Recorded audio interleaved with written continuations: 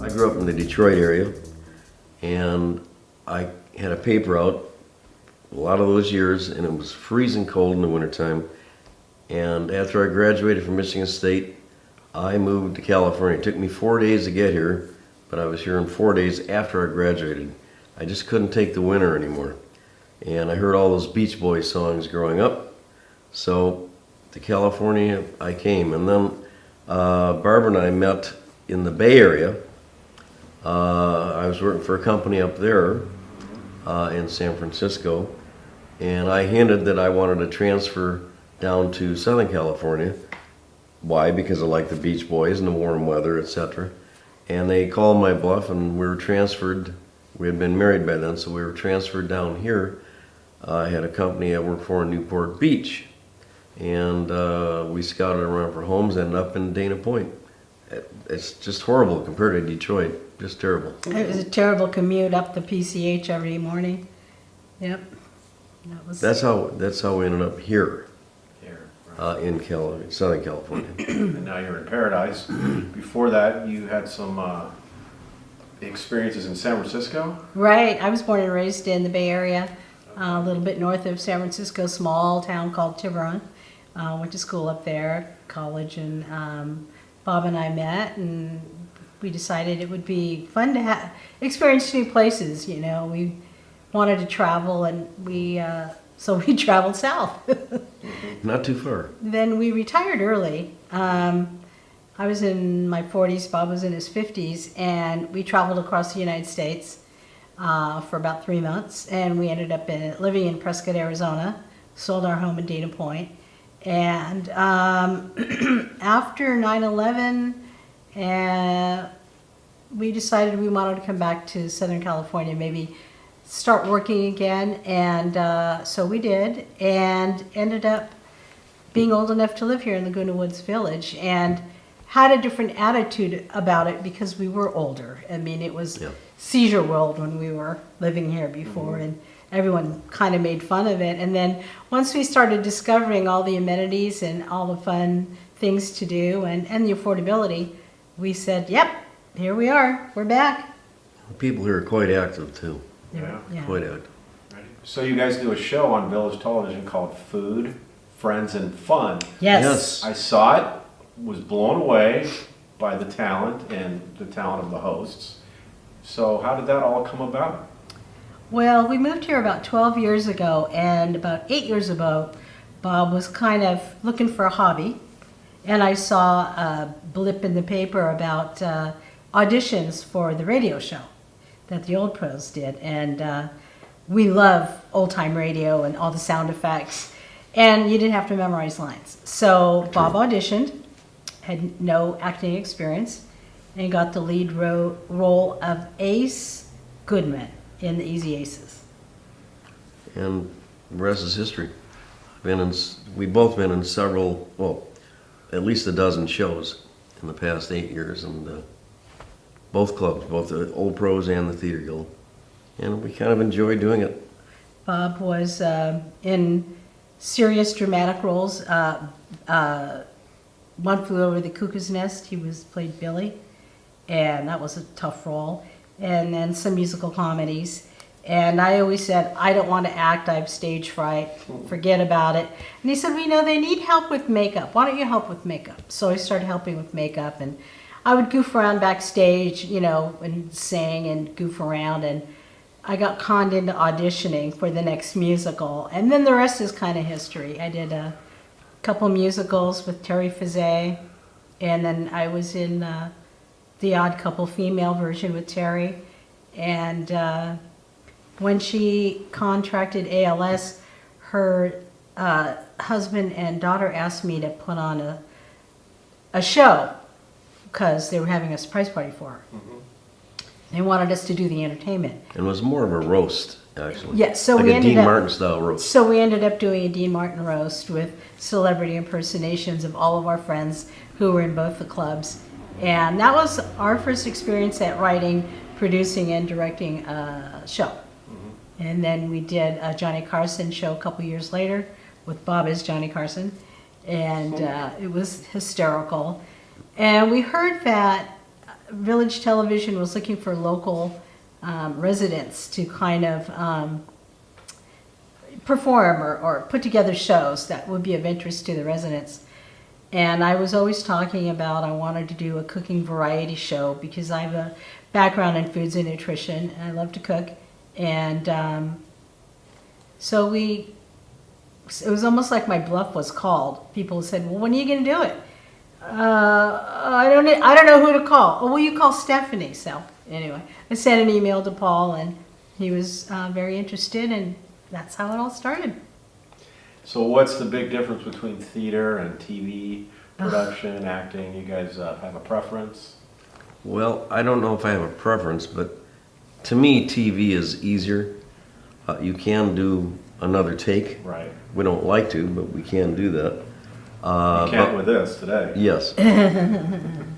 But with theater, it's live, it's right now, and you're on your own. Yeah. Either you know your lines or you don't. Yeah. It's like riding a bike downhill with no brakes because you're out there. And if somebody screws up the line, your cue line, you got to figure out a way to recover. Or I mean, sometimes these productions go completely off the rails. And as an audience member, sometimes you can tell, but usually the cast members on stage can fix it. But so there's the energy and the excitement of that, and people get stage fright like I did for years and years. With television, it's a different kind of scary. It is. You see yourself on TV, and I don't look like that. I'm like 20 years younger and thinner, you know. It's just, it's kind of scary. But with Bob, I like that you can do another take. There's so many effects that you guys put in our shows that are so exciting, and they make it so exciting to watch, the special effects with the green screens and the editing that you guys do. It's just really fun. So Yeah, you put in laughs and clapping. I mean, you laugh at our jokes. yeah. What could be better? Yeah, and it's fun to teach the residents how to start cooking again, how to do simple things like lasagna cupcakes or just whatever, avocado toast. And hopefully they are starting to cook again, or at least they're watching it, and maybe next year they will. But One of the reasons we have this variety show that's in combination with the cooking show, the cooking can be boring. So we try to keep our audience attention by throwing in crazy skits and comedy routines. And it's sometimes over the top, but sometimes it works, yeah. you know. Like the time warp. Yeah, That worked. that was your favorite, That huh? was. That was our Halloween show. Yeah. Yeah. So what does the future hold here in Laguna Woods and beyond? Well, right now, our main focus is on our main stage play at Clubhouse 3 on February 2nd, 3rd, and 4th. Grandparents' Revenge, the musical. We're in rehearsal right now, and it's getting intense. We've got 40 actors, we've got about 30 backstage people. Wow. There's a lot going on, a lot to manage. So you're running that whole production? Writing, co-writing, directing, and producing. Yeah, so that's keeping us quite busy right now. Plus, we're still doing our monthly TV show, which we still tape. So It's a big learning we're curve. hoping to get that behind us. Yeah. We'll continue with the TV show for a while. So the Grandparents' Revenge, how long has the whole process taken from Oh gosh, the first day of auditions? it's been challenging. We started auditions in 3 months ago. October? I think October. Yeah, it's about 3 months. Yeah. And rehearsals. It's a long And process. we've got a 5 and a 7-year-old on stage for the first time. The youngest and the oldest is 90. Wow. So with the young ones, does their parents have to be there at all times? Their with parents them? are in the show. Their That's it. parents play themselves. It's really kind of a family affair. In the show, Ronnie and Rachel are the two parents, and Ronnie and Rachel are the actual parents of the two children Okay. who are in the show. Yes. And they're both lawyers in LA, and so we can only rehearse with them on Sundays and the kids. Yeah, they come. So it's challenging, a very challenging Sounds rehearsal like schedule. Yeah. And then we got the alternative lifestyle grandparents. Herb and Mary Jane Stoner. Right. They're the hippie Ah, grandparents. And they've got a different take on raising kids and their lifestyle, living in Tibet, finding their inner peace and their inner child. So it's a wacky comedy. any little things you'd like to talk about that are coming up on the show for 2018? I guess we better start writing the next show, huh? Well, it'll be the Valentine's show. Valentine's. We try to keep it seasonal with the themes. We have a real nice stable of talent, Mhm. Yeah. and we've got singers and dancers and comedians, and gonna do a little bit more like we did the night before Christmas. I don't know if you saw that, where we had Kate Jacobs read to her grandkids. Do some more of that with some people from the writing club, either having them read seasonal pieces or have an actor read the seasonal piece, so that they can. We're trying to showcase not only the cooking but the talent. And besides theater, there's the writing clubs, and there's a lot of other clubs who don't have a venue really necessarily. And I should mention that Barbara is the writer of the show. She's always wanted to do writing, whether it be serious or comedy.